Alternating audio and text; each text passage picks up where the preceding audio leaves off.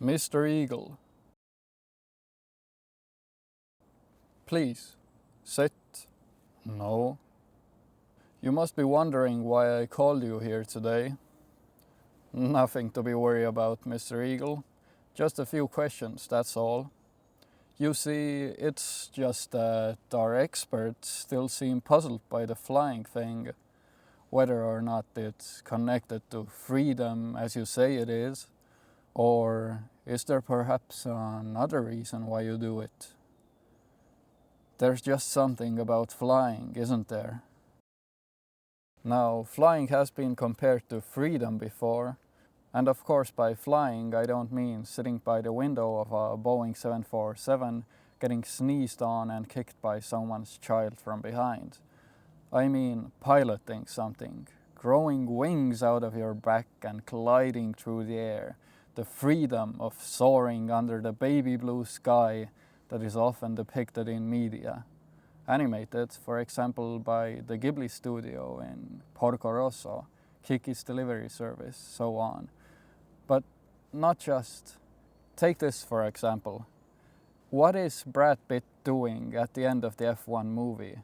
He's flying. That's right. Are you starting to understand? Of course, I wouldn't miss the chance to talk about my favorite video game of all time if my heart had wings. A story about high schoolers building a glider airplane in a school garage, probably to escape the troubles they face in the daily life. In the air, teachers can't get to you, so I guess we're free, right? But it's not quite that simple here in the real world, is it? To fly anything, you usually need license, most definitely complicated equipment. Maybe you need to read only 8 books, and of course there's the matter of finding the right spot, and probably doing so in the early morning, because for some kind of a reason, the early bird gets the worm. And all of that just to battle gravity so you won't fall to your death. Most of us will never do these things, begging the question, is flying a scam? I'd like to bring in the first witness, Mrs. Pigeon. So I wanted to ask, how's flying? You seem to be walking most of the time, and I heard that some of your friends, in fact, instead of flying over the road, they take the crossroads. Is that true?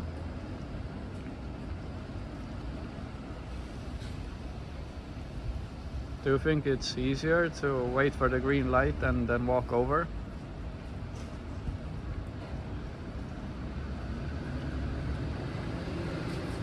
So is flying just a scam, or?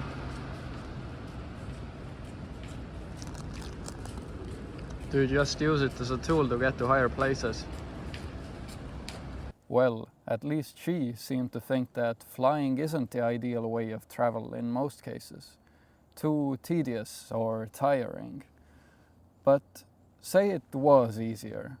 The future is rapidly approaching, and just maybe human engineering can allow me to one day exit my house and rent a flying car.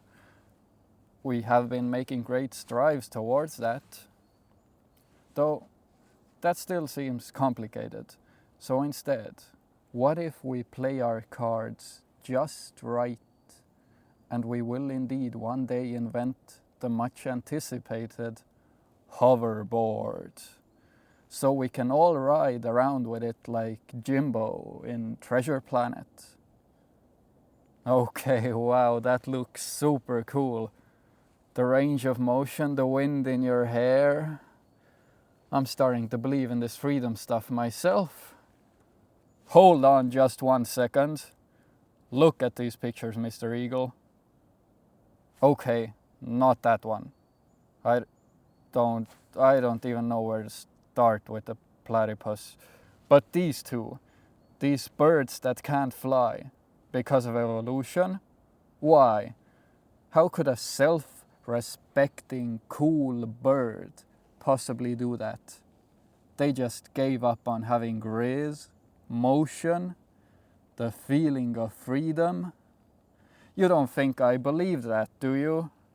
No, there must be another reason why they chose to quit. As I thought. It's just not worth doing it for the cred, is it? But why are you still doing it then? That's the question.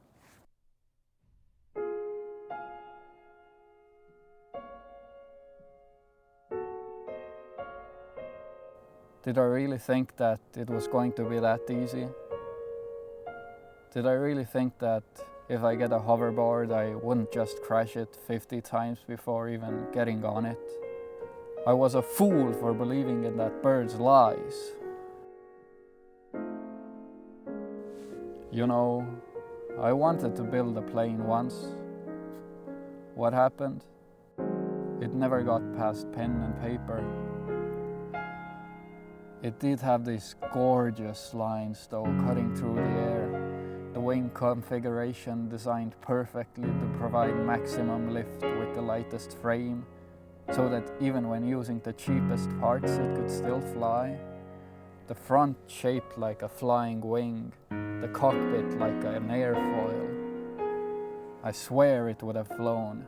The thought of building that, it was so exciting. It was so hard though. Why is it always so hard? That's the thing! When John F. Kennedy in his iconic speech said, "We choose to go to the moon in this decade and do the other things, not because they are easy, but because they are hard." Did you catch that? Curious. It's a speech about going to the moon, but notice that he never said anything about collecting moon rocks or advancing science or knowledge of the universe. Just that it was hard. He knew something. He knew it wasn't all about the goal. It was about the journey the whole damn time. That's why it feels so nice to build a plane, to dream of flying. It's just like so much of the human history has been about the road to getting there. Why did the kiwi stop flying, you ask? It focused on the goal, tunnel visioned. But the eagle, no, the eagle is smart. He knew it was about the ride, and even now, every time, he looks back and he remembers what he has gone through to get where he is. The hardships, the pain, the joy. I once made a 20-minute video essay about If My Heart Had Wings, a video that no one but me has ever seen. So I'm an expert. Let me take you on a ride. 4 students are building a glider in a hot garage with no ventilation on a hot summer. Frankly, it's a pointless airplane. It will only ever do circles around town, and its most notable achievement is flying over some clouds. It's not about that. All that would have been pointless without them eating watermelons together, going swimming, making new friends, learning new stuff, and reading 8 to 20 books about flying. The building of the plane was what made it possible, what made it matter. The plane itself was a dream and flying it was a bonus. But it was the road that was special, the people that were special. That's what truly mattered.